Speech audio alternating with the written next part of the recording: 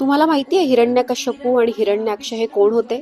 हिरण्यकश्यपू आणि हिरण्याक्ष हे आदल्या जन्मी विष्णूंचे द्वारपाल होते. त्यांचं नाव जय आणि विजय. सनकादिक ऋषींच्या शापानं त्यांना 3 जन्म राक्षस योनीत जन्म घ्यावा लागला. पहिल्या जन्मात हिरण्यकश्यपू आणि हिरण्याक्ष, दुसऱ्या जन्मात रावण आणि कुंभकर्ण आणि तिसऱ्या जन्मात शिशुपाल आणि दंतवक्र झाले. प्रत्येक जन्मात विष्णूंनी अवतार घेऊन त्यांना मुक्ती दिली असं भागवतात सांगितले. आता आपण ऐकूया हिरण्यकश्यपू आणि हिरण्याक्ष यांची कथा.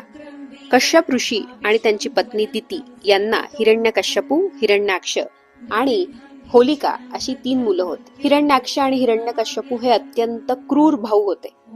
त्यांच्या क्रूरतेमुळे सगळे देव आणि पृथ्वीवरील सगळे जीव अगदी त्रासून गेले होते. हिरण्याक्षाने तरी पृथ्वी ही समुद्रात फेकली, म्हणून पृथ्वीच्या उद्धारासाठी भगवान विष्णूंनी हिरण्याक्षाचा वराह अवतार घेऊन वध केला. आपल्या लाडक्या भावाला विष्णूंनी मारलं हे बघून हिरण्यकश्यपू अत्यंत रागावला. त्यांनी सगळ्यांना आज्ञा केली, जो कोणी विष्णूंचं नाव घेईल त्याला मारून टाका. हिरण्यकश्यपूला स्वतः विष्णूंपेक्षा मोठं व्हायचं होतं.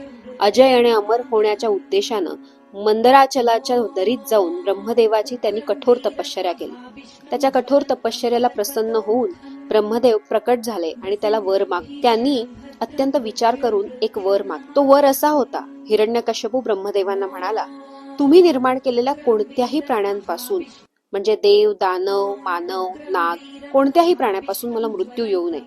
तसंच मला मृत्यू दिवसा रात्री, घरात, बाहेर, जमिनीवर, आकाशात किंवा कोणत्याही शस्त्राने येऊ नये. युद्धात माझा सामना करणारा कोणीही नसावा आणि सगळ्यांचा अधिपती मी असावा. मला इंद्रदेवाला आणि अन्य सगळ्यांना जे ऐश्वर्य मिळतं ते सगळं मिळावं. या वरावर ब्रह्मदेव तथास्तु म्हणाले. या वरानंतर हिरण्यकश्यपू कसा वागला हे आपण जाणून घेऊया पुढच्या भागात. तोपर्यंत धन्यवाद.